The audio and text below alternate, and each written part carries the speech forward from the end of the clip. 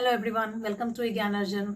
आज के इस वीडियो में हम BCC 5 understanding discipline and subject के अंदर आपका एक टॉपिक है criteria of selection of content. Okay, criteria of selection of content पे आज पूरा हम डिस्कस करेंगे और देखेंगे क्या क्राइटेरियाज हैं जिनके अंदर हम एक कंटेंट को, एक विषय सामग्री को सिलेक्ट करते हैं। ओके, इससे पहले कि हम वीडियो को स्टार्ट करें, मेरी आपसे एक रिक्वेस्ट है कि प्लीज़ हमारे चैनल को लाइक, शेयर और सब्सक्राइब ज़रूर करें।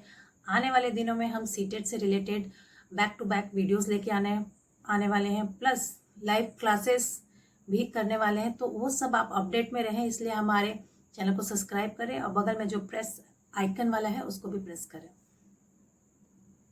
Criteria of selection of content क्या है? ये क्राइटेरियाज, उससे पहले हम देखते हैं करिकुलम क्या। What is curriculum? All the learning which is planned or guided by the school, whether it is carried on a group or individual, inside or outside the school, is known as a curriculum.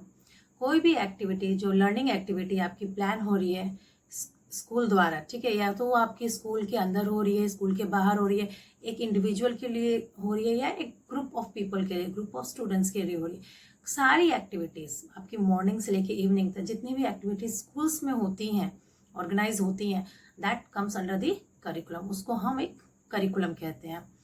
Curriculum के elements क्या हैं? Elements of curriculum क्या है? Elements of curriculum आपका aim, objectives, content, evaluation and methodology.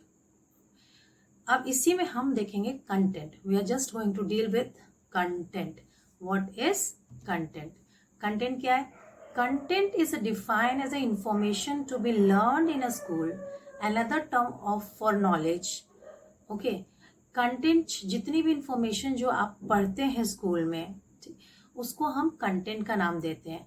A collection of facts, concept, generalisation, principle और theories. जो भी subject matter है, सब्जेक्ट के मैटर के अंदर आप कुछ भी चीज़ें पढ़ रहे हैं, विषय सामग्री में जो भी चीज़ें आप पढ़ रहे हैं, ठीक है, चाहे वो प्रिंसिपल्स हो, थ्योरीज हो, कंसेप्ट्स हो, बेसिक इंफॉर्मेशन हो, वो सब आपके अंडर आ जाता है content. Criteria, criteria for the selection of the content क्या है? क्राइटेरियाज हैं हमारे कंटेंट सिलेक्ट करने के। पहला, सेल्फ सफिशिएंसी, आत्मनिर्भरता। कंटेंट अपने आप में सेल्फ सफिशिएंट हो, ठीक है, कि वो एसेंशियल जो पॉइंट्स है, जो इम्पोर्टेंट जो पॉइंट्स हैं, इम्पोर्टेंट नॉलेज जो है वो कवर करे और नॉलेज प्रोवाइड कर सके। सेकेंड वन इज सिग्निफिकेंस, महत्व। The subject matter or the content is significant if it is selected, organized for the development of learning activities, skill, process and attitude. Significance कोई content कब कहलाएगा? कब कहलाएगा? जब वो बच्चों के, स्टूडेंट्स के डेवलपमेंट में, लर्निंग एक्टिविटीज़ में, उनकी स्किल्स के, उनके प्रोसेस और उनके एटीट्यूड को चेंज करता है, उनके स्किल्स के डेवलपमेंट में हेल्प करा। तो कंटेंट ऐसा हो कि उसकी एक पर्टिकुलर एक इम्पोर्टेंस हो। अगर हम पढ़ा रहे हैं कुछ, तो जो हम पढ़ा रहे हैं वो एक सिग्निफिकेंट हो, एक इम्पॉर्टेंट हो और उससे हमारा स्टूडेंट्स में बिहेवियरल चेंज आए। थर्ड, वैलिडिटी, वैधता। Validity refers to authenticity of the subject matter और कंटेंट सेलेक्टेड, कि हमारा कंटेंट जो है कितना वैलिड है, कितना ऑथेंटिक है, वो भी इस कंटेंट के सिलेक्शन में एक इम्पॉर्टेंट पहलू है। हमें वो चीज़ें ध्यान देना है कि जो हम कंटेंट सेलेक्ट कर रहे हैं वो वैलिड है या नहीं है, बच्चे के कॉग्निटिव लेवल के हिसाब से, ठीक है, उनकी क्लास लेवल के हिसाब से, हर एंगल से हमें वो देखना है कि वो कंटेंट वैलिड है या नहीं। नेक्स्ट वन इज यूटिलिटी, उपयोगिता। कोई भी कंटेंट हम पढ़ा रहे हैं, किसी भी कंटेंट का, कोई भी कंटेंट है, किसी भी क्लास का कंटेंट है, किसी भी सब्जेक्ट का कंटेंट है, उसका एक इम्पॉर्टेंट होना चाहिए utility, the usefulness of the content और सब्जेक्ट मैटर, कि वो यूजफुल हो, कहीं ना कहीं वो बच्चे के डेली लाइफ से रिलेट कर सके बच्चा और उसको उपयोगिता में, अपने डे टू डे लाइफ में उसे यूज कर सके। फिफ्थ वन इज लर्नेबिलिटी, सीखने योग्य। इसमें क्या है? द सब्जेक्ट मैटर और a content must be with in the schema of a learner, मतलब कि लर्नर की कॉग्निटिव लेवल के हिसाब से आप चीज़ें, कंटेंट को प्लान कीजिए, ऑर्गेनाइज कीजिए। ऐसे नहीं होना चाहिए कि वो जो बच्चे का जो लेवल है, उसका कॉग्निटिव लेवल है, उसका स्कीमा है, उसके ऊपर या उसके बहुत ज़्यादा नीचे हम वो कंटेंट उनको प्लान या ऑर्गेनाइज करके दे रहे हैं, तो उस चीज़ का भी हमें ध्यान देना चाहिए कि वो सीखने योग्य हो उसके एज के अनुसार। ओके, नेक्स्ट, इंटरेस्ट, दिलचस्पी। हमें कंटेंट पहले एक बार इंग्लिश में देख लेते हैं। This criterion is true to learner centred curriculum. Student learn in the best if the subject matter is meaningful to them. It becomes meaningful if they are interested in it.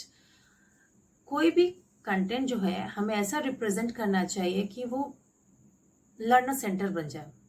Okay, जब वो learner centre बन जाता है तो students take interest in that, student उसमें interest लेते हैं।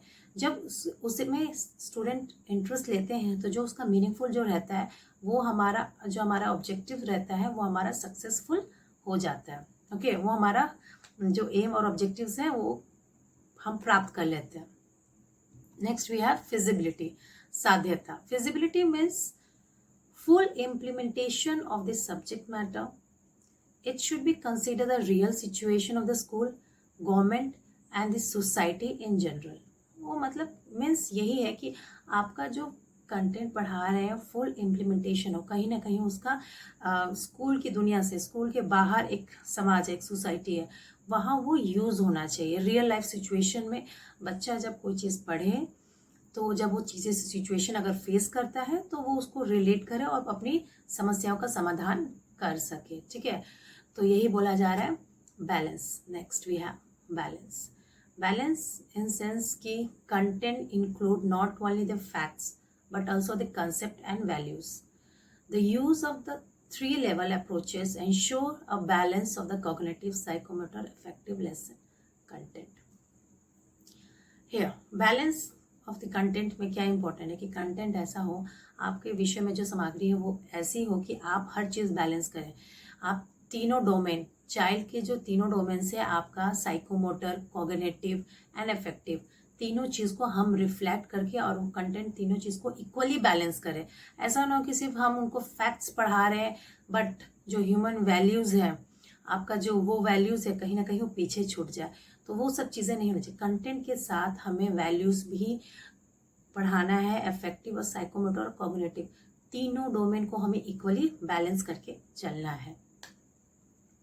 तो आज के लिए बस इतना ही। नेक्स्ट वीडियो का आप हमारा वेट कीजिए and please like, share and subscribe. आपके सब्सक्रिप्शन से हमारा मोटिवेशन बढ़ता है। Thank you.